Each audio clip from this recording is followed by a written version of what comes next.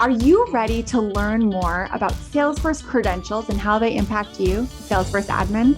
I'm Leanne Reimel, and this is Expert Corner, where I sit down with Salesforce experts who are working on projects, products, and features that impact you, the Salesforce admin. Today, I'm sitting down with Jet Kasinger. She works on Trailhead Credentialing, and she's going to share some great trends that she's seen in the world of credentialing, maybe some tips to get hands-on with features to prepare for your next exam, and things that she's learned through building exams and taking exams as a Salesforce professional. Let's go meet Jet. Hi, Jet. Thank you so much for joining us here today. Hi, thanks for having me. Well, I was really excited to get you on Expert Corner. You and I have worked together for years. I'm honored to call you a colleague and a friend, and I'm really excited for our admin audience to meet you and to learn a little bit more about what you do at Salesforce and how that might impact them as Salesforce admins. And I know you've got some wisdom to drop for our admins as well. So can you tell me a little bit about yourself? Sure. I've been with Salesforce for 9 years now. I actually started off as a support agent on what was then called Premier Support. So doing admin work for customers, et cetera. And I remember that experience of having to get certified. I had to get 3 certifications in order to do my job. And it was hard. This is in the time before Trailhead. So, fast forward 9 years later, I'm now a senior manager of credentialing. And so I know from experience how difficult it can be to go through and learn all you need to do in order to enhance your resume with those certifications that you're aiming for. I love your career story. And this is something that we share. We both started in tech support here at Salesforce. And I remember that first couple of weeks and you joined and they're like, you need XYZ certifications. And it's hard. It's like a whole different ballgame with the booklets and all of that. I mean, the instructors were great, but it was much more difficult, or it was different than it is now. So you mentioned that you work on credentialing now. Can you tell us a little bit about what that means? What are some of the specific things that you work on that our admins might have interacted with? Yeah, so my team, as it stands right now, currently manages anything that is credentialing on Trailhead. So that is super badges, that is maintenance modules for maintaining your certifications. That's also the study material. So certification prep trails, as well as the trail mixes that we curate. Awesome. So I know that probably a lot of our admins out there that, get hands-on with learning materials and working on credentials have probably come across some of the content that you've been working on. So I know, you've been in this role of credentialing for years now, and this is something you've been really focused on.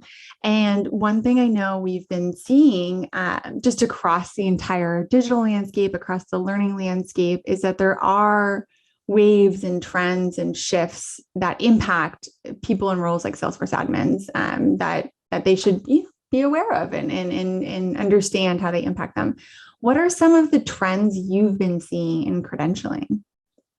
So I think that while certifications are a really great resume builder, a really great way to demonstrate the theoretical things that you know about the platform, there's something to be said about those hands-on portions. And so when employers are looking for qualified individuals, they want someone who's well-rounded. So not only can you think like an admin or a consultant, but you also can do the actions as well. And so that's where super badges come into play. It gives you those real world business scenario. Granted, it might not be in the industry you're applying for, but if you can think outside of the box, it can still work for you, where you then have to come up with the solution and build it yourself so that you can solve this problem that a business might have. For admins that might be newer to the Trailhead landscape of what learning content is out there, could you explain a little more? You talked about super badges. Can you explain a little more? How does, Team Trailhead think about credentialing versus super badges, and how should our admins kind of be thinking about credentialing and super badges and where they sit with one another? Well, you may be surprised to know a super badge is also a credential. So while it's not proctored like a certification is, we don't give you the answers. We're not teaching you anything at that point. Everything that unlocks the super badges or leads up to you completing the super badge is technically the learning portion.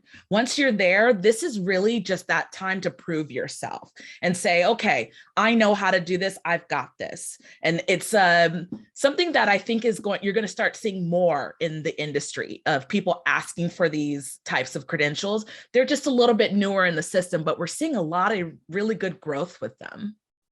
I know I personally love doing super badges. I feel like, really I use my brain in a different way than I do on a certification. Like they're both difficult and you prepare for both either by studying or by doing your badges.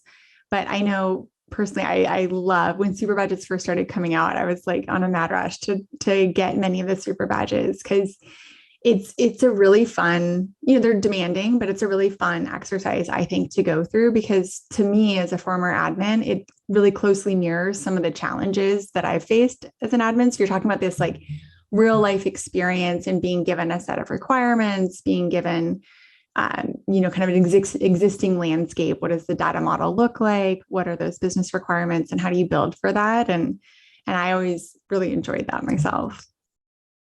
I mean, one thing that when I talk to people out at events and things like that, they always talk to me about how there's that whole chicken or the egg principle where, okay, I'm certified now, or I have a super badge now, but I don't have the job experience that these employers are looking for. And how do I get my foot in the door? And one thing I think super badges actually do is they set that groundwork for you building a portfolio for whatever company you might want to apply for. So imagine you've built a solution on a particular product using a super badge. If you happen to be reading through a job description and they talk about using that product, why not take what you know from that super badge and then apply that to an actual template org that you then can share with them to say, hey, here's a portfolio item of what I can do. I can show you what I can do to help your business. And I think that's something that isn't necessarily as recognized. I think there is that stepping stone to getting out there in the world and how you can distinguish yourself. And if you in your cover letter even mention something like this, I imagine there are hiring managers who will see that and say, oh, okay, wait, that's interesting. That's not something I've seen necessarily. And it can pique their interest to help you get that foot in the door. That's really great feedback. I think that's something that, I hear as well, right? When we're working and talking with admins in the ecosystem is, okay, I've got, my ranger status, or I have these super badges, or I have my certs. And now what? Like, how do we turn that into a job? How do you turn that into a career? And, what you just said is really important, right? It's treating something like a super badge where you're really defining what that final build looks like, which is different than many of the kind of typical trailhead badges where you're learning, putting together kind of a portfolio or presentation of here's some solutions I built. So let's talk a little bit more about that, because I think that would be really useful for our admins. So it seems like an example of this might be if you learn during the job process, the job application process, that an employer, say, has requirements around securing their org and managing a lot of different types of users. Maybe you could, if you've completed the security related super badges, say, okay, here's the types of things that I have implemented in this test org successfully. Right? Like I've worked with permission set groups and I've worked with IP ranges, or, whatever kind of those requirements might be, and give an overview of the type of solution you've built. Is that kind of the direction that you're suggesting when people build that portfolio? Absolutely. And I would probably take it one step further. Each business, each company is unique. And so the situation or the company that you're dealing with in the super badge may not match the customer that you're applying for.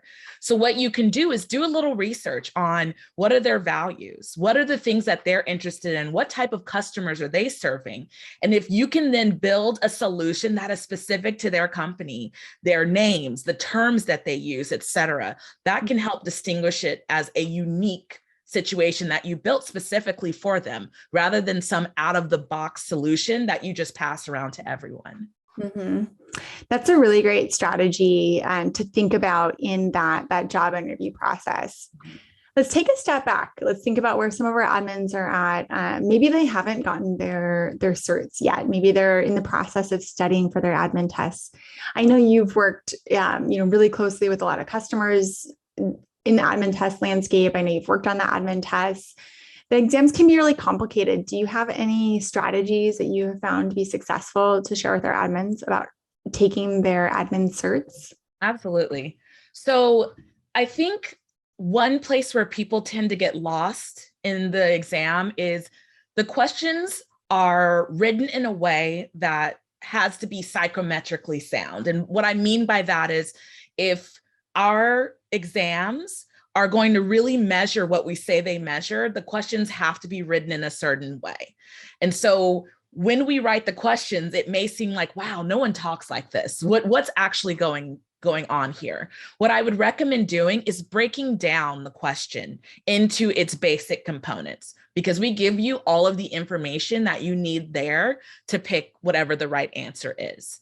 And once you've done that, what I would do is, at times, if you're not 100% sure of the answer, I would try to eliminate some of the answer options.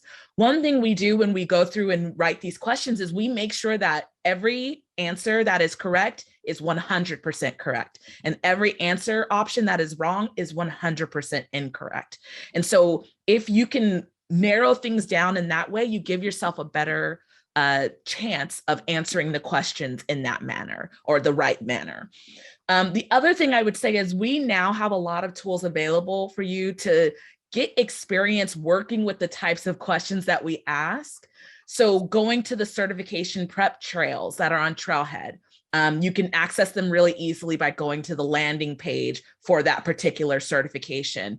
We give you actual question types that may have even been on previous versions of the exam, but we give you practice. And for each one of those, we give you real-time feedback on why was this the right answer? Why was this the wrong answer? And what it does is it helps you to start learning how to think critically about how you're answering each question and start putting yourselves in the shoes of the person who wrote the question.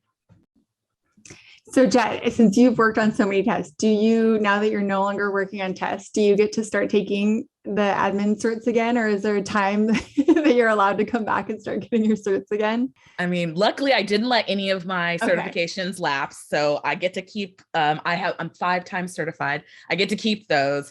I have been eyeing more of the marketing type certifications lately. So now that I don't have as much access to the information, I definitely have been eyeing it, but I have to make some time to prepare, of course. I think that for me, what I've been really diving into is more of the hands-on work, because I'm not necessarily looking for a job that's asking for marketing cloud experience, but I really like to get my hands on the platform. And so that's why I'm focused on super badges right now. So, you've said you've 5 times certs, 5 times certified, which is awesome. I'm very embarrassed. I actually let a lot of my certifications expire, but then it was good because I had to go back through and retake all of the tests. So I feel like I have this like fresh view of what some of the certs are. They're great. They are very difficult. What did you find, personally, when you were going through your process? Were there any kind of big lessons you learned on those certifications? Maybe tests that you found especially difficult, and what helped you kind of get over the hump with passing those, or preparation steps that you found really helpful? So as I mentioned before, I took my admin certification during the time before Trailhead. And so a lot of what I was using to study and prepare was documentation, reading a lot, and focusing my efforts on, okay, here's what's on the exam guide, here's the documentation that supports that. And the first time I took my admin exam, I failed. One thing that helped me the second time around is, rather than just reading about things, I went into my own developer org and started building and exploring. And that's when I think things clicked for me a little bit better. The more hands-on that I got with the platform, the less I was stumbling over the questions about what do they mean when they say this, because I actually had that experience with it. And then for every subsequent certification I took after that, I didn't skip that hands-on piece where I practiced in my own developer org. I challenged myself. I would troubleshoot when I ran into issues. I would ask the community if I was having trouble. And so I also can't stress enough how big of a help the community can be if you feel like you're stuck in this situation. I feel like for me, if I had had a trailhead at my fingertips, I would have been all over the practice exams, the trail mixes that are available. And I believe that probably would have helped me pass the first time around. But one thing I want you all to consider, and I think for people who aren't necessarily natural test takers, one thing to remember is that, everyone comes from a different place with this, and not succeeding on your first try is not necessarily an end all be all. It doesn't mean that you're not capable of being good at this. You just have to work potentially a little bit harder, and that's okay. I think that we learn a lot of our lessons from the mistakes that we make and use those lessons to then propel you to whatever greatness you're striving for. I mean, I know a lot of really, really talented Salesforce admins who did not pass every test on the first try. And it like you said, it really has no, I don't think, relationship to like their capacity to succeed as a Salesforce admin. I know a lot of people who took the test and that wasn't, maybe it wasn't their day. Maybe they didn't have their testing strategy quite dialed in. Maybe there was just one more hands-on exercise to get more comfortable with a certain topic area.